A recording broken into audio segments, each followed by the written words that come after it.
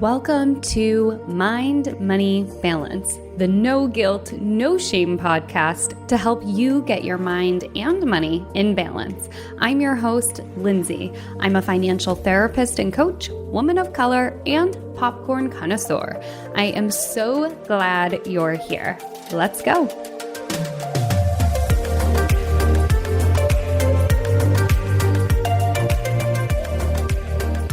This episode is for all of my listeners, but especially I wanted to shout out my Canadian listeners out there. My guest today is Krista Carlin, and she is a creative and curious registered social worker in Ontario, Canada. As a justice-oriented therapist, she is passionate about neurodiversity and works with a unique approach to care for adults with ADHD. She uses both progressive and data-informed therapeutic approaches to collaborate with the neurodivergent folks in ways that help them grow towards authenticity and empowerment.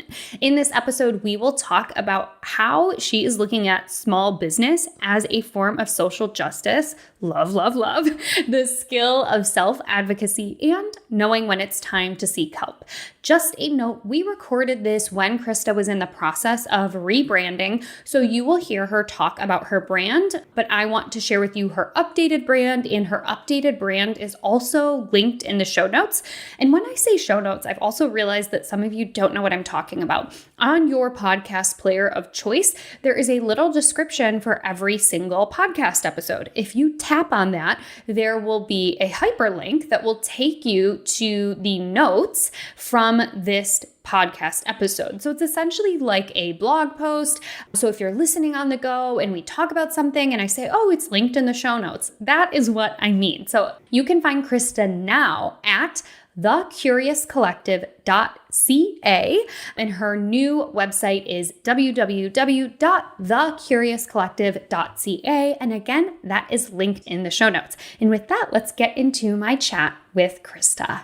Quick little disclaimer before we get into my chat with Krista. Krista practices therapy online with anybody in Ontario, but for the ease of naming this episode, Toronto therapist was a little bit easier. So just wanted to throw that disclaimer out there. If you look at her website and you're like, wait a an she's technically an hour-ish outside of Toronto, but at any rate, she sees folks all across Ontario.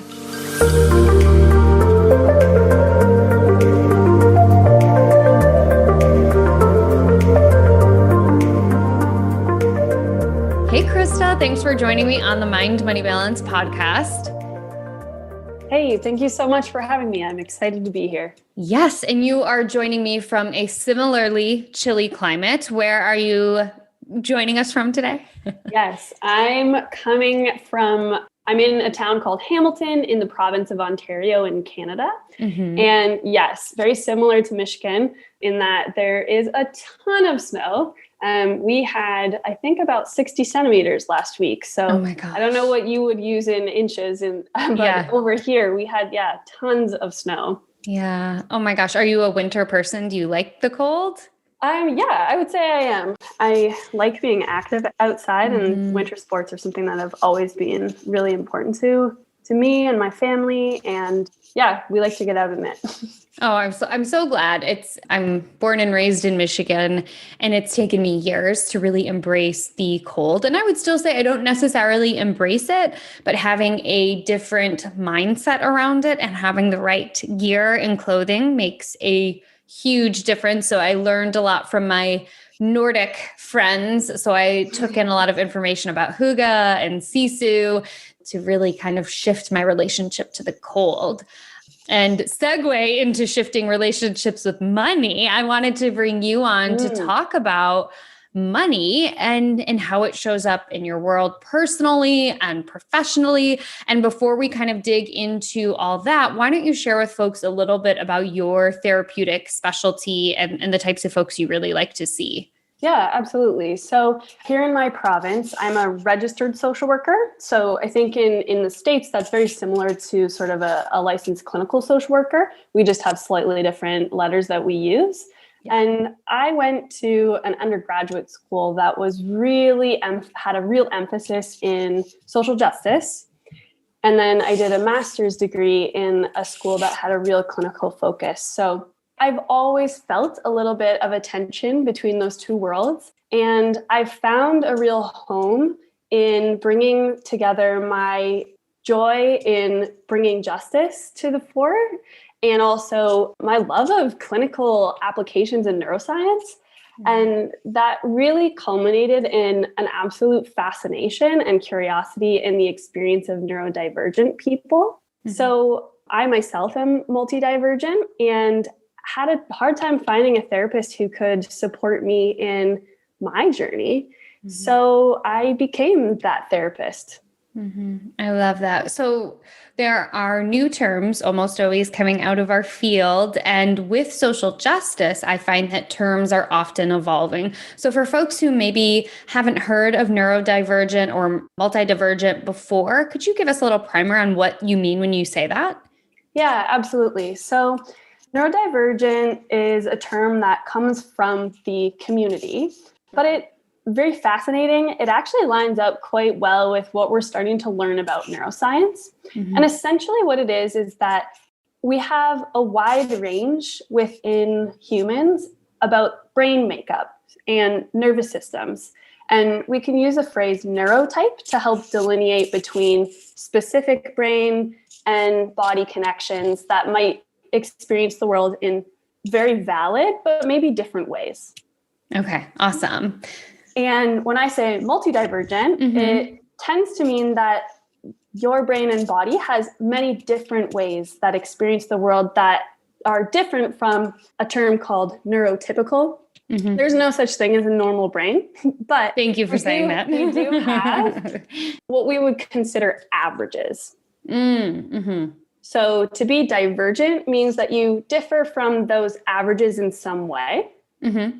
But as we're growing in our understanding of neuroscience, we actually know that there's a whole range of brain types and there's a whole range of nervous systems and all deserve to experience the world living from their most aligned self. Yeah. So what would 5-10 years ago, before the community coined this term, what were the types of labels that people who were neurodivergent were getting? Yeah, so I am an ADHD focused therapist usually, so attention deficit hyperactivity disorder.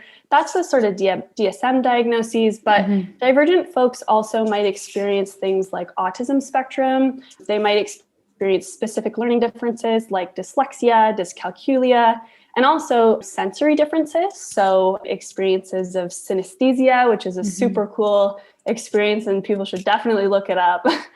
And giftedness would be another divergence. Sensory, I think I said sensory processing differences.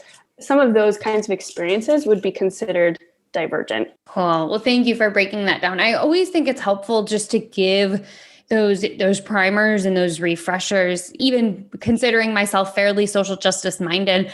I think it's important to keep your eyes and ears open for when terms change. I was talking to somebody the other day and I'm like, there's a reason we do continuing education, because what we learned 20, 30 years ago that was prominent in our field has changed, and it's good that it's changed. And that's why we have to stay on top of it. And it's a gift to be able to say, oh, what I learned was this, and I'm happy and excited to learn a new term and to make sure that I am cognizant of what's happening in my field and making sure that I'm using terms that are appropriate and not going to harm somebody else. So I really appreciate you taking the time to kind of break that down. Yeah, so, thank you. Yeah. So let's talk money a little bit. You and I met on the beautiful world of Instagram. Yes. So tell us a little bit about your money story, specifically kind of how it showed up for you as a social justice minded social worker. Yeah, I think that, again, I like living in tension, but I also like the experience of being between two worlds. It's somewhere I feel comfortable, but I also can feel stressed by it. That in and of itself is a paradox.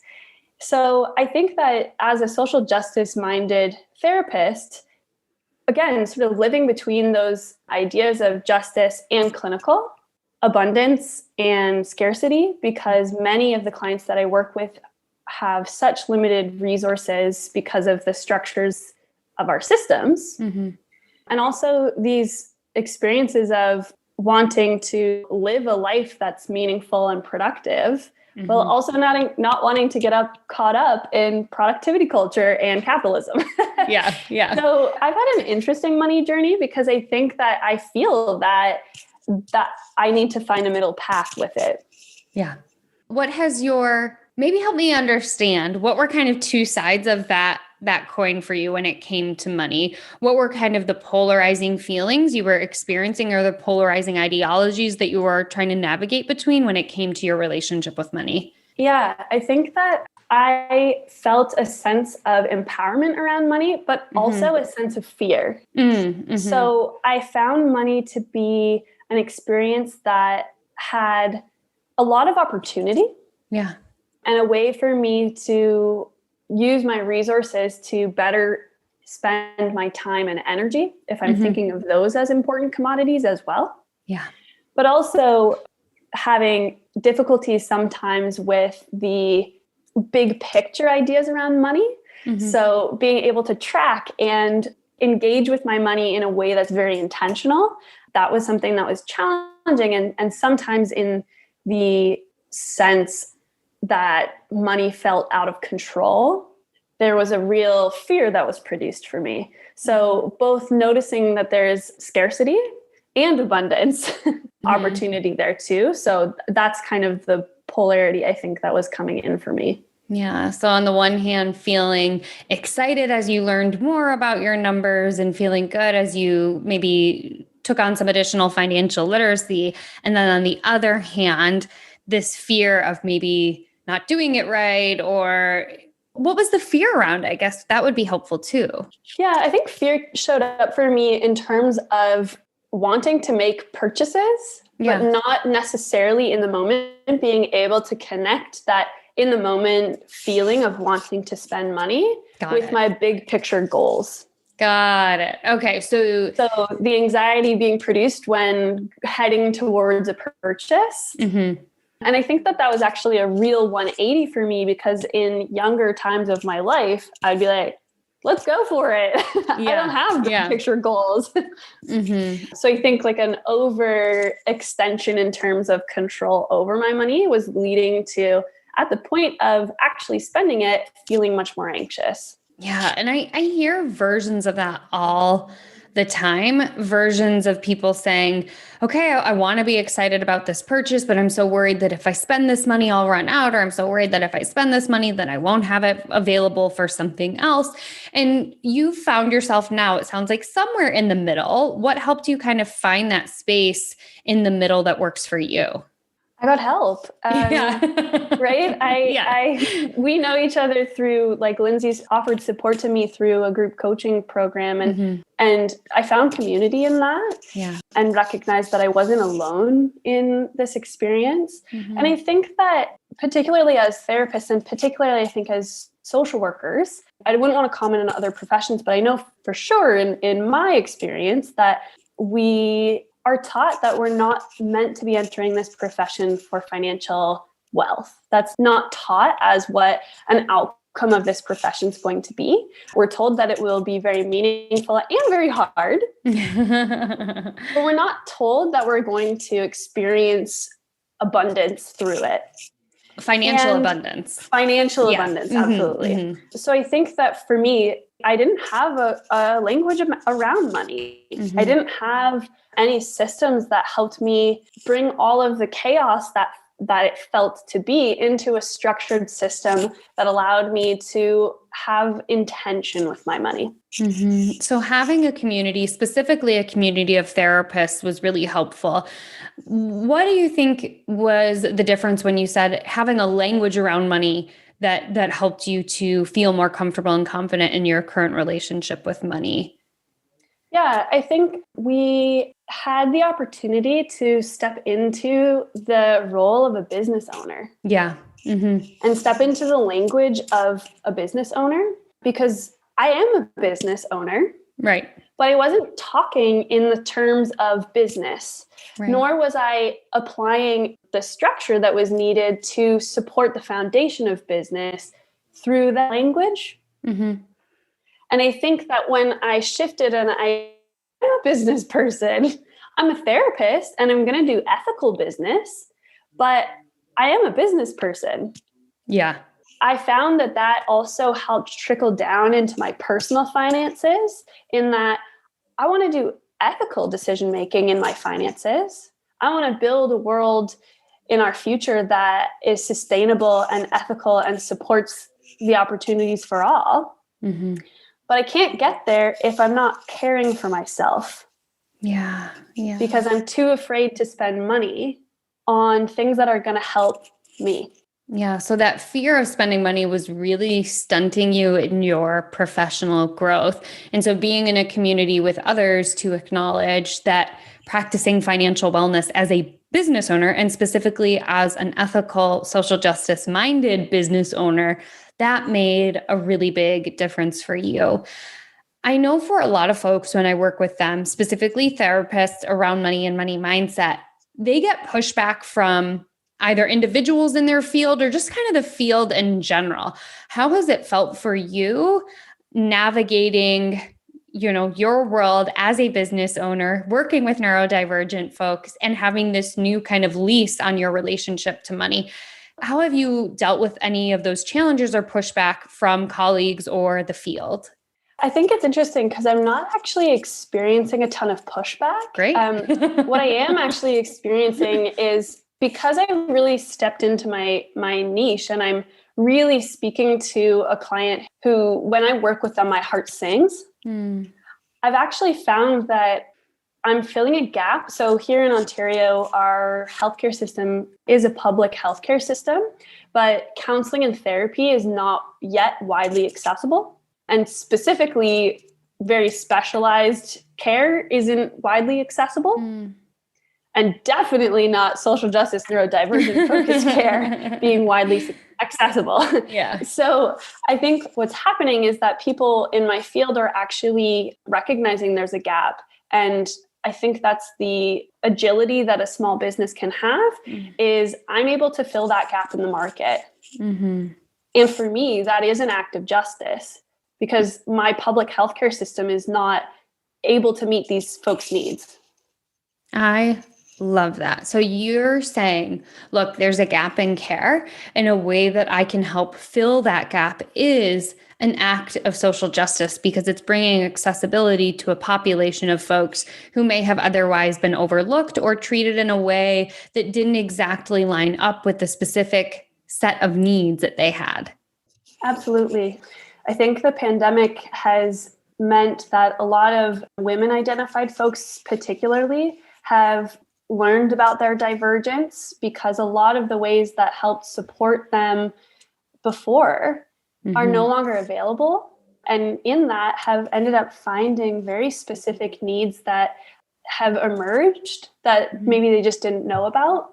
And I think that there's been a real experience of women identified folks who have been treated for depression or anxiety, and at the core has actually been a divergence. Yeah. So because of that, I think there's immensely growing demand for care for late diagnosed women identified folks who have been actually in the mental health system for a long time, but not received the care that they needed.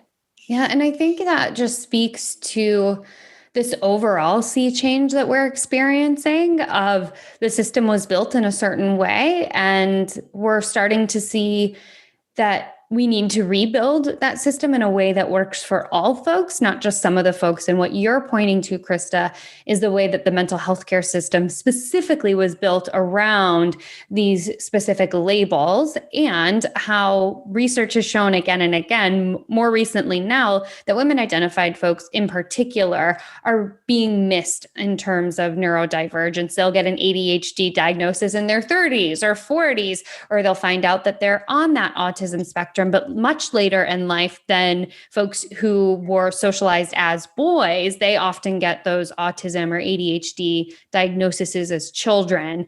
So yeah, I really appreciate that you're saying, look, the way that the system has worked for a specific group of folks is not working. And I'm excited to be a part of that sea change.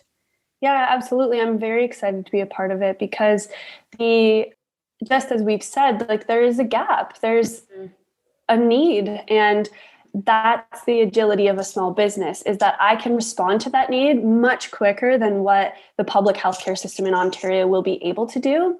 But with my voice as a social worker, I'm able to advocate for system change. I love that. So I love that. the more often I show up in fullness of self around my own divergence, the more often that I get a seat at tables that other people wouldn't have the opportunity to be at. So if I cultivate expertise in an area that there's a lot of demand, suddenly I'm in spaces where I can make change beyond the change that I make in the therapy room, or support folks to make in their own lives. I'm not doing the change, they're doing it. So I'm curious, because I knew you before you were ready to disclose your diagnosis and you're part of being a member of this neurodivergent community. What changed from then to now to a point where you're comfortable standing in your specific identity and your neurodivergence? I'm still working on it. Yeah, fair. It's still something that I'm working through myself, but a huge part of what I'm trying to support people to develop is the skill of self-advocacy. And I can develop that skill and support them too, in the sense of asking for an accommodation is part of the skill of self-advocacy. Asking for a certain way of experiencing a university classroom, that's a form of self-advocacy. And I believe in advocacy. So I think that if I'm able to do that work for myself and step into this idea that I don't experience a deficit, I have many divergents that help me be an immensely sensitive, creative clinician. I'm just really privileged to have been supported in many ways because of the privilege I have access to as a white woman, to have led a life that's given me opportunity. And I think stepping into power around my own divergence allows me to share that power. Yeah, I mean, I really could not agree more. I think, again, so many of us were trained in our field to be quiet about our experiences and to really just be this blank slate for our potential clients. But the reality is, when we can humanize ourselves in a way that is clinically appropriate, we can also model change, which is what you're talking about. I'm curious, when it comes to the money, if your neurodivergence has created any strengths or unique challenges in terms of managing money, bookkeeping, anything that has to do with like the back end side of the money. So not necessarily the money mindset, but the tangible side of money. I'm curious how your neurodivergence has either provided a specific set of strengths or a specific unique set of challenges. Yeah, so every human experiences executive function challenges and strengths. And essentially, executive function is our brain's ability to use some skills in order to execute tasks. And like I said, every brain type has a set of strengths and challenges. So for me, organization can sometimes be an area of challenge, but stress tolerance is something that's an area of strength, for example. So I can actually manage high levels of stress or potentially risk when it comes to money, but I have a difficulty organizing my thoughts around how to best invest my money, for example. Got it. So I think that for me has been an interesting part of the sort of back end experience of money in terms of being a business owner. And I think what I have learned is that I value other people's expertise. Especially as a person with a sensitive nervous system who is more prone to burnout. If I can use more of my energy and my time doing what I'm gifted at, which is being in the room with my client, to me, that is worth investing in the expertise of others in order to support my areas of executive function challenge. Love that. So figuring out what works for you and going, here are the areas that might be a little bit more challenging for me. Therefore, I'll invest in a system or an expert or a guide to help me with that specific area. Any specific tools, podcasts, books that have been helpful for you in your money journey? Yeah, I use an app called Good Budget. Ooh. And my partner and I use it, and it gives us an opportunity to track our expenses live. So we have certain amount of like envelopes that we put a certain number of like allocated to our groceries, a certain number allocated to like entertainment. And we can actually watch that number sort of decline in real time when we add in expenses that we've done, and we can both do it. So I'm not wondering, did he do groceries this week? I can't remember how much is left for groceries. I can just really quickly refer to that.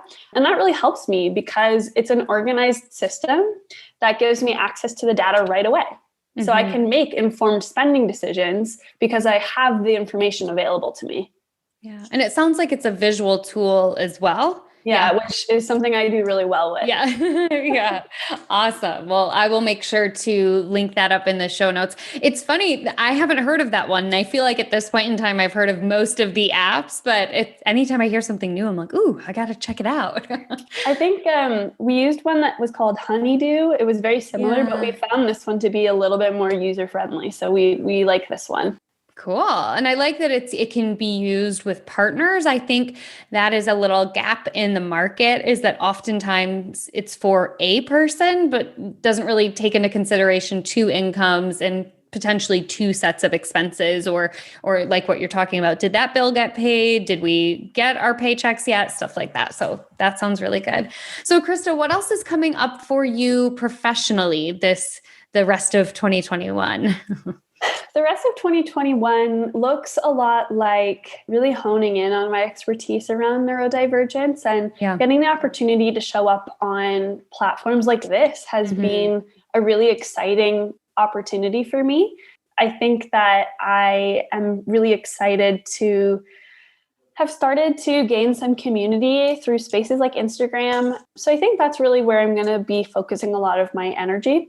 One of my strengths is creativity, and showing up online in creative ways has been a big part of getting myself into the minds of people who really are aligned with working with me. So that I think is going to be a real area of focus for me. I'm actually investing hopefully in a design team that are going to support me to make highly accessible content, because many of the folks who would engage with my content actually might need things like highly legible font or might have certain color sensitivities. So that's been an exciting experience and something that I'm really passionate about in terms of like, how can design increase accessibility and how can social media increase accessibility so that I can fill that gap. Yeah. Oh, love that. And where can people find you? Well, this is a little bit a part of the kind of investment in getting some support with this. Right now, my account is adhd.with.krista.c.therapy, which is a bit of a mouthful. Yeah, so just a touch. I'm working on trying to kind of narrow down what I would like that name to be, and where you can find me. But for now, that's where you can find me on Instagram. And online, you can find me at www.krista-c-therapy.ca. So CA because I'm in Canada. Yes. And all of her handles and her website will be linked in the show notes. So for listeners out there, don't worry if she has changed her handle, it will be updated in the show notes. So you can click on that to find her over on Instagram and of course at her website. Krista, thank you so much for chatting with us about your relationship with money and specifically how the population that you serve really kind of fits this mold of fueling your work towards social justice. So I appreciate you coming on and sharing your side of things with us. Thank you. I've really enjoyed being here.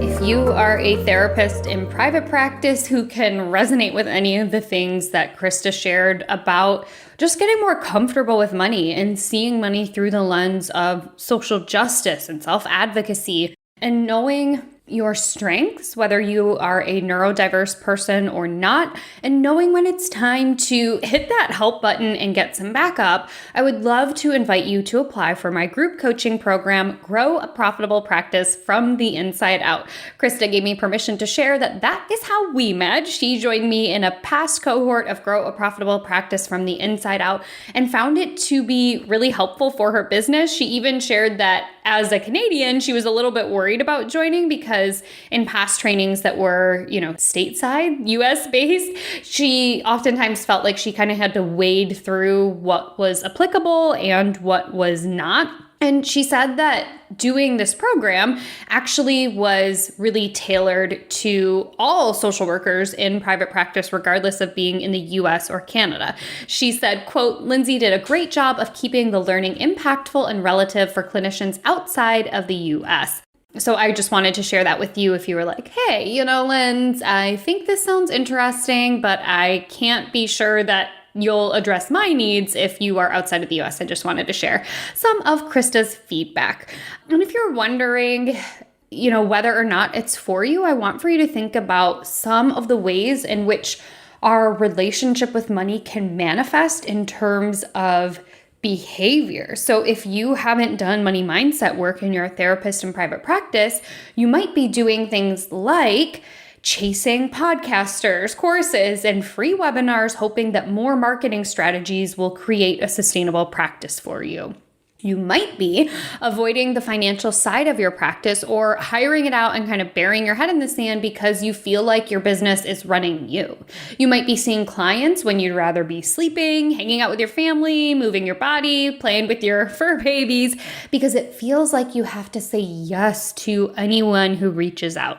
It might look like sliding your scale because that's what feels appropriate, right? Last week with Stephanie Gardner-Wright, we talked about people pleasing, and there's this idea that you have to keep sliding your scale. You have to keep saying yes if you want to keep your practice full. And it also might look like pushing the boulder uphill alone because you've gotten these messages that DIYing everything and kind of scrapping together a practice is the right thing to do.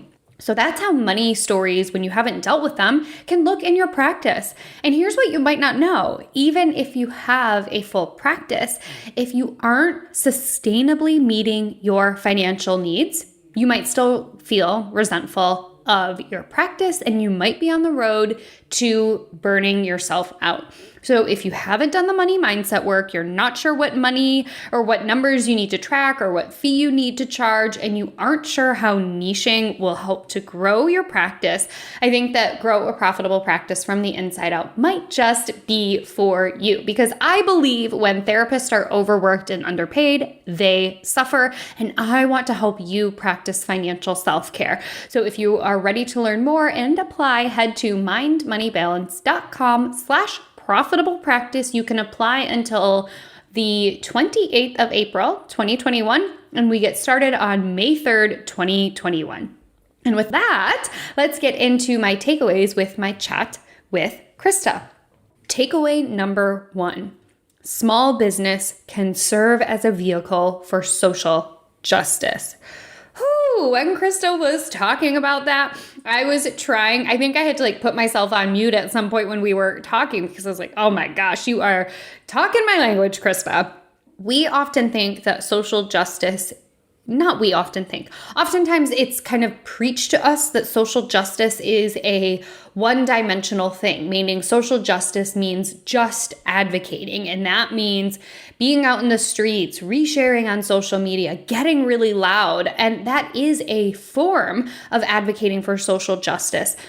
But we also know that when a dollar is spent in your community, more of that dollar actually stays in your community versus when you put that dollar elsewhere. AKA, small businesses help to keep communities strong, and local community fulfillment can happen as a small business owner. And if you are a therapist and you're like, Lindsay, I'm not a small business owner. You are a small business owner. So I want for you to think of how can you create your practice in a socially justice-minded way. Does that mean, to me, A measure of accessibility in our practices is not just what do you charge, but also how can you show up as your authentic self, because accessibility and representation within the therapeutic space is accessibility, aka maybe you are a neurodiverse therapist like Krista. Maybe you are a highly sensitive person in your therapist. Maybe you are queer, trans, disabled. Maybe you are a sex worker. Any of those identities as a therapist can help your potential clients to be seen and heard, and helps you to stand in your power as a small business owner to signal to others in the community that this is important work. So if you are not a therapist and you're like, well, how can I use small business as social justice? Keep your dollars in your community. That means buying from your local grocer, visiting the farmer's market, making sure that when you order things online, see if there is a small business in your area where you can do curbside pickup, right? Keeping your dollars in the community helps us to keep our community sustainable. So I invite you to vote with your dollars, quite literally, and put your money into small businesses in your community. Takeaway number 2, the skill of self-advocacy. How can you speak up and advocate for the things that you need when it comes to your money? You know, this is kind of similar to last week when we talked about people pleasing and how it might impact your relationship with money, but being able to advocate, to be able to say the words, to set the boundaries, to say, I cannot afford that, or I am not able to do that at this time, is so uncomfortable and also so important. So I invite you to think about, how can I advocate for myself financially? Whether that means, if you're traditionally employed, negotiating for a raise. If you are in private practice, maybe that means raising your fees. And it also doesn't have to be about earning more. It can also be about doing less. Can you advocate for additional time off if you are traditionally employed? Can you, as a private practice owner, carve out time to unplug and leave your practice and ensure that you are able to resource and refresh yourself? Takeaway number 3, know your strengths and hit that help button when you are getting stuck. AKA, do the things that you excel at in your money and get helps in areas of challenge. Maybe you are really good at budgeting and that is super fun for you. You enjoy the tracking of it. You feel like it's like a little game and you really love it. Fantastic. Keep that budgeting up. But maybe when it comes time to file taxes, your eyes glaze over, you find no interest in doing it, and you end up putting it off and it harms you in the long run. That is a clue that you can get help, right? There are so many different ways that you can get help. If you have been here a little while, I have a past episode all about taxes in private practice. If you're a private practice therapist, you can definitely check that out, especially in the US, because the tax deadline got pushed back this year, the year of 2021, as I'm recording it. But know your strengths and get help. You can also get help in community, right? You can connect with other people who are also working on a savings goal or an investing goal, or get help in community in negotiating for a raise, right? These are all different things where you can reach out and seek out help. There's nothing shameful about saying, hey, I need some backup here. It goes back to advocating for yourself, and it also helps you to not feel like you're struggling and treading water, but to actually reach out and get help. So those are the takeaways from my chat with Krista: using small business as social justice, using the skill of self-advocacy, knowing your strengths and getting help in the areas of challenges. And again, if you want to check out Krista, you can find her at thecuriouscollective.ca. And if you want to learn more about the group coaching program that Krista was a part of, you can go to mindmoneybalance.com/profitable practice. See you next week. Neither the host or guests are rendering legal, accounting, clinical, medical, or other professional information. If you want professional help, please seek it out.